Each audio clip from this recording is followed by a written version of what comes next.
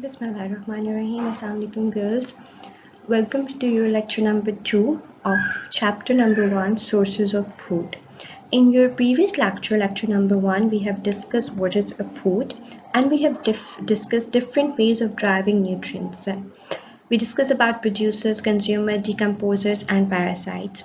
And we also discussed different kinds of consumers, that is herbivores, omnivores, and carnivores. Now we're going to discuss about plant as a sources of food. Different parts of plant are sources of food for living organisms. We can eat some roots plants, some stem plants, some leaves plants, some flower and fruit plants. For example, we eat the vegetables, fruit, pulses, cereals, spices and beverages from plants. In some plants, the roots or parts of the root system are enlarged in order to store large quantities of starch and other carbohydrates. Examples of plants with notable tuberous roots include sweet potato, carrot, cassava, turmeric, and dahlia. Since they store nutrients, they are a rich source of energy. Stem. Many plants store carbohydrates or fats in their stem. Potato, garlic, cinnamon, and sugarcane are few examples of eatable stems. Seeds of plant are a good source of food as they contain nutrients necessary for growth. A majority of foods consumed by human beings are seed-based food. Edible seeds include cereals such as maize, wheat, and rice, legumes such as beans, peas, and lentils, and nuts. Oil seeds such as sunflower, soybeans, and sesame are often pressed to produce rich oils. Food for plants. Plants make food in their leaves. The leaves contain a pigment chlorophyll, which colors the leaves green. Chlorophyll can make food the plant can use from carbon dioxide, water, nutrients, and energy from sunlight. This process is called photosynthesis. This food is stored in the seed leaves called cotyledons for the baby plant present in the seed.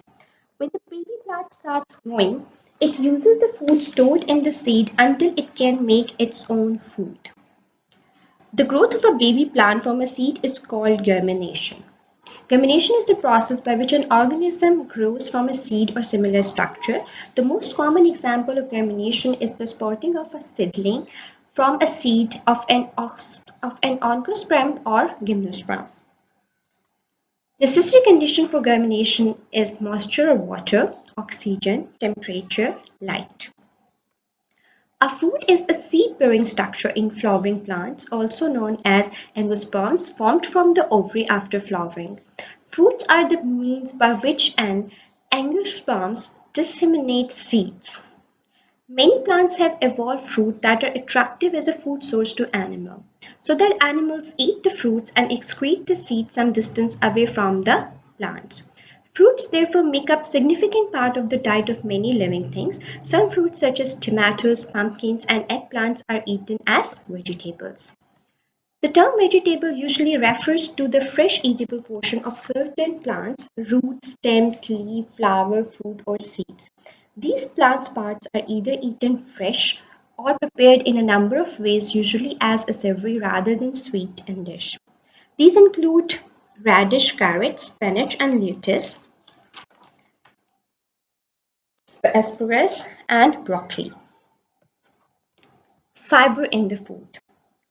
Fiber is the indivisible part of a plant's food, such as vegetable, fruit, grains, beans, and legumes. It is a type of carbohydrates that help keeps our digestive system healthy.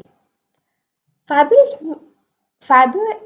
Other names of fibers are bulk and refuge, which can be misleading since forms of fiber are soluble in water and aren't bulky or rough at all. Fiber prevents constipation, keep digestive system healthy and working, and reduce blood sugar swings. Now you have to do now you know on page number 8 and you have to do question number 4 and 5 of this now you know after reading your topic from plant as a sources of food till fiber in food. Take care of yourself. Allah Hafiz.